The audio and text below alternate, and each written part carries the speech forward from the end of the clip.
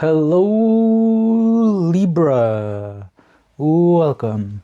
Take a seat and relax. There is nothing you need to do in this present moment except to relax and enjoy your reading. Okay, so to start things off, you may have noticed that I set these up in a weird different order, right? Normally I have these two and then these two and then these two.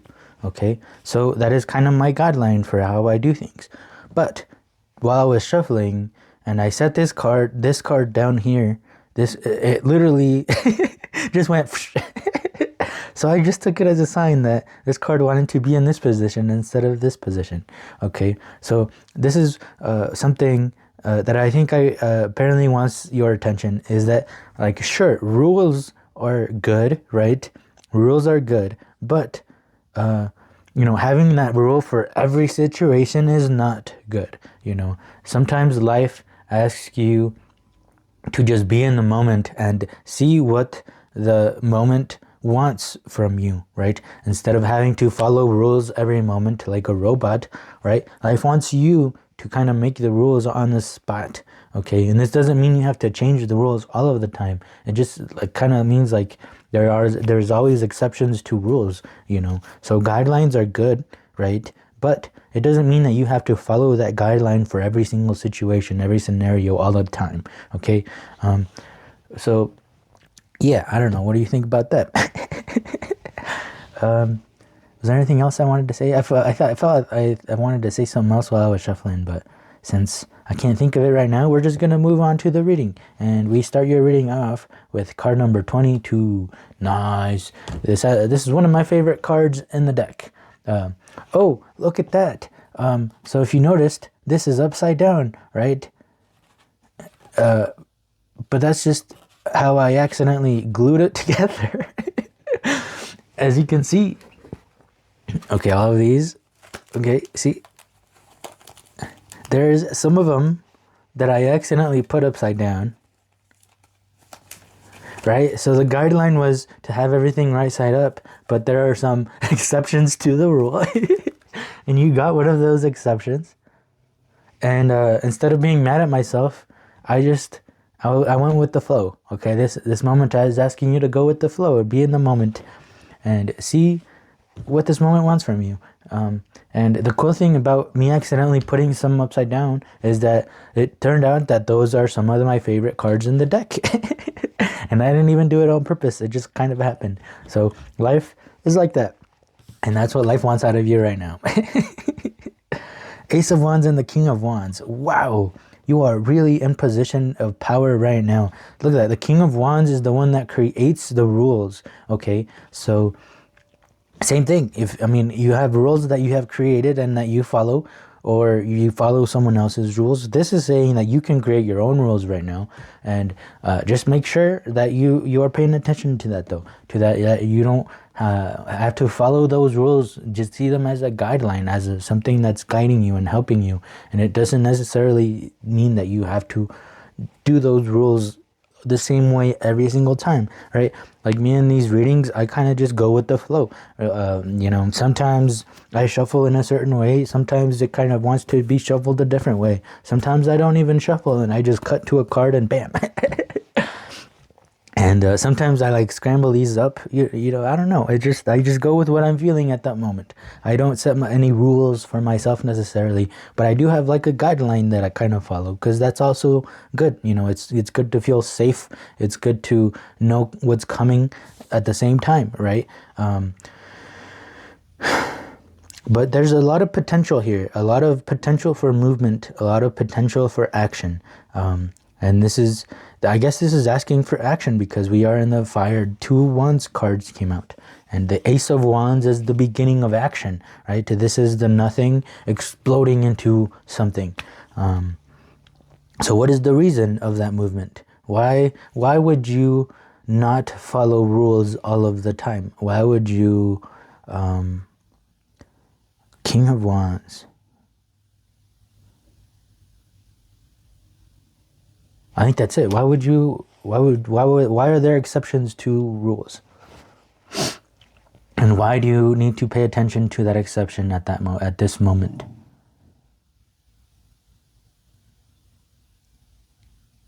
I'm going to bring up the World Cup right now, actually, because it's going on right now and it's been on my mind and I've been watching. So, FIFA created new rules, all right? And they are literally making it so that the refs have to follow those same rules all of the time, okay? Like, for example, if you sit down, lay down, and you need medical attention, right? If you need the paramedics, not paramedics exactly, right? But the health staff, I don't know what they're called at the moment. I guess that part doesn't matter. But, right, if you need someone to come pay attention to you, because it stops the game, right? They're trying to prevent people to fake injuries so that it stops the game. So now if you fake an injury, right, and you stop the game and they have to come see you, you have to sit out for a minute, right? So their point is to try to stop people from faking injuries so that the game keeps going, it keeps going and it doesn't stop.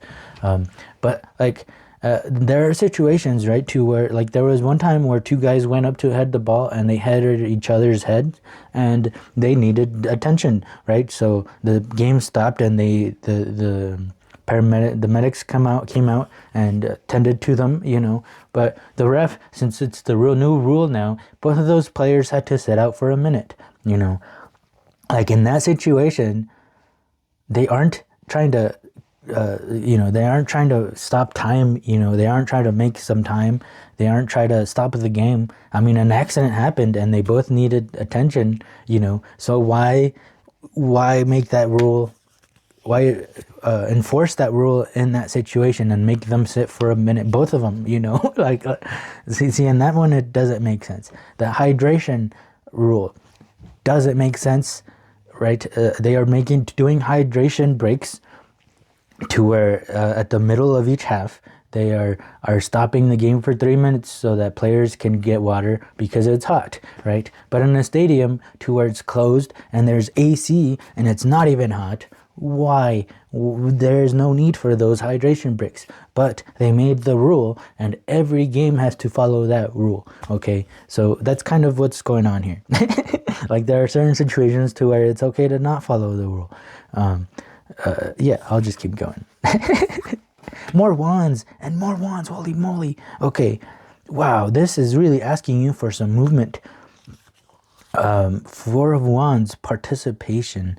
That's interesting. And then the Ace of Wands popped up again. We have an immense potential right now to create something new, to create something that you really, really want, to create a beautiful moment that you are going to treasure forever. You are in power right now to create that. But it's going to ask for something different out of you. It's not going to ask you to follow rules. It wants you to create from the moment. Participation, Four of Wands. I don't know if this is you participating or it's telling you that the universe is participating, or it's just asking for participation in your part instead of just doing as you're told. Do I want to, I guess let's read Four of Wands, because I'm not really sure what this Four of Wands is doing. And I'm going to read it and it's going to be totally different than what I said, but I feel like since I'm going to it, see, I don't, all right, I feel like I'm just repeating myself. All right, so in this card, each figure in this mandala holds the right hand up in an attitude of receiving and the left hand down in an attitude of giving. The whole circle creates a tremendous energy field that takes on the shape of the double dorj, the Tibetan symbol for the thunderbolt. Okay, so cool. Okay, I think I understand what this is trying to say. So one right hand is up, the other is down, right? One hand receives, one hand gives. Okay, so this feels like, even if in your relationships, right? If there is one person that is always giving and one person that is always receiving, that is a rule that doesn't make sense to me. A relationship isn't a person giving all the time and the person receiving all of the time. That is not a relationship. A relationship is sometimes I give, sometimes I receive, right? I've noticed this with my parents, right? With my parents, I am just a slave, right? They tell me what to do and I have to do it. And I don't have any say in anything. Not that I want to tell them what to do, but like, say we go out to eat, they get to decide what we eat all of the time. Instead of it being a relationship to where they decide sometimes, I decide sometimes, right? What to do on a weekend, they decide all of the time. Well, they decide sometimes, I should decide sometimes, right? Sometimes it should be what I want to, and that is what a relationship. Look around in your relationships. Is one person being the one that's telling the other what to do all of the time, and the other one always has to do what the other one wants, right? Well, that's what the movement that needs to happen for that relationship to work, because that is not a relationship. That is just like an employee to an employer, right? So sometimes receiving, sometimes giving. Okay, that's all I want. That's the only word I was looking for. So same thing, right? A rule to where one person is the giver, one is the receiver. Well, let's switch it up to where sometimes I receive, sometimes I give. Okay.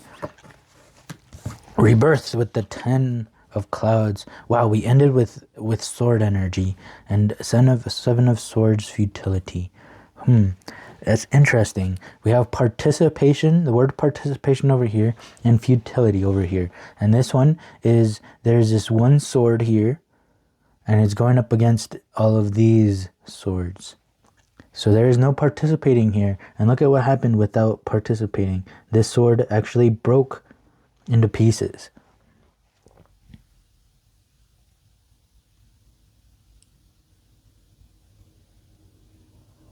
Look at this rebirth from the mind, from the dark, gloomy mind. Comes out fire. Look at all this fire energy is coming out. So logic, right? Logic feels like it has to be this all of the time. Okay, logic, the mind is what makes the rules. Okay, this is kind of like science, right? And, if I say a tree, right? We all know what a tree is, right? We call it a tree all of the time, okay? But are all trees the same? If I tell you to picture a tree in your mind right now, is it going to be the same tree that I pictured in my mind? No, it's going to be different, right? But science says, follow the rules, call it a tree, okay? And see how that's helpful, but it's also not helpful at the same time, because you imagined a different tree than the one I imagined, and all the trees are different, right? So it is helpful for a guideline to call it a tree, right? Also, we can say different languages. If you call it a tree and I call it an árbol, is one of us wrong? We called it something different, right? Well, no, none of us are wrong. It's just our perspective and how we want to express that tree, right? But out of this mind comes fire. Look at that, a rebirth. So, and like I said, the Ace of Wands is here twice. We have so much potential. This is literally the rebirth. This is literally like the baby turning into a human, a whole human. Maybe turning into a king. But wow, there is so much fire energy. So you really have a lot of power right now to be able to create something new, something different than the usual, something that you create in the moment and not by following rules. So the mind really is not going to help very much in this, because logic is not going to help in this. And same thing with the rules, following rules, right? We got to use more than just our mind right now. More than because the way our mind works is that our mind just repeats what it's heard, right? And sometimes our mind can rearrange things to create something new, but the mind really just repeats what it's heard. Like all of the words that you use them because you've heard them somewhere before. It's not that you're making up new words on the spot. Same with ideas, our perspective on things. We just hear new things and then that mind repeats this. So this is kind of like how I see tarot as well, right? For me, tarot is like if angels are real, right? We can't really see them. We can't really talk to them. So what we are doing with tarot is that we are giving them a language to where they can speak from, right? So each card, right, we showed them, and now they can rearrange those cards and form sentences. But it all depended on the cards that we give them, to where that's how they can talk to us. So it's the same with our mind, right? The things that we feed it, and then our mind can use those things to talk to us and to help interpret things. But so that is why we are not using our mind right now for whatever this moment is, because it's asking us to create something new, to create something beautiful, to create something that's not following rules, that's not following these cards, right? Cool. I hope that makes sense.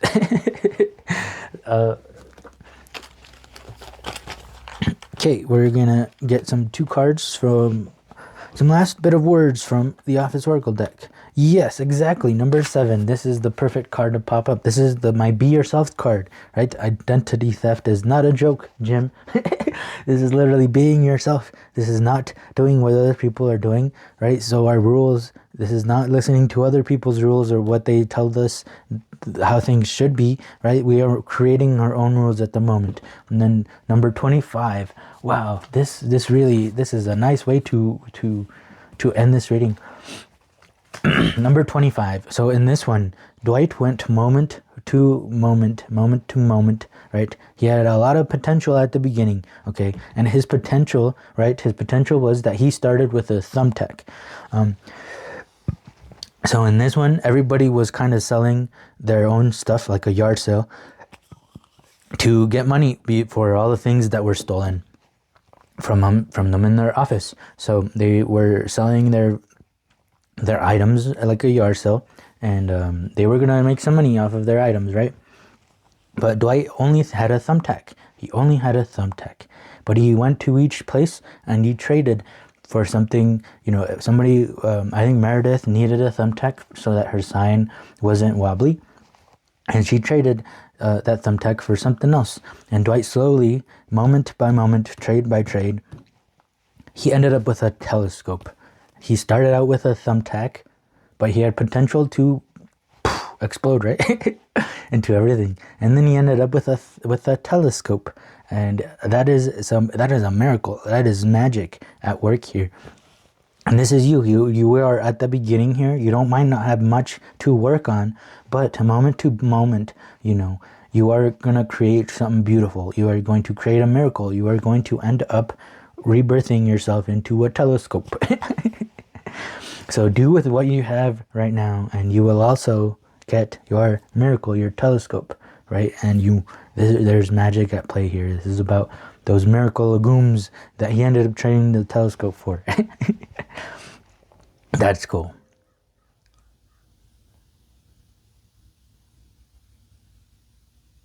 Hope you're excited for what to come, because I am. And I really hope this reading helped. If it did help, please help me as well by leaving a like, leaving a comment, and subscribing if you would like to keep hanging out, as this is a safe place where we try to figure life out together. So thank you so much for being here. I hope to see you in the next one. Peace.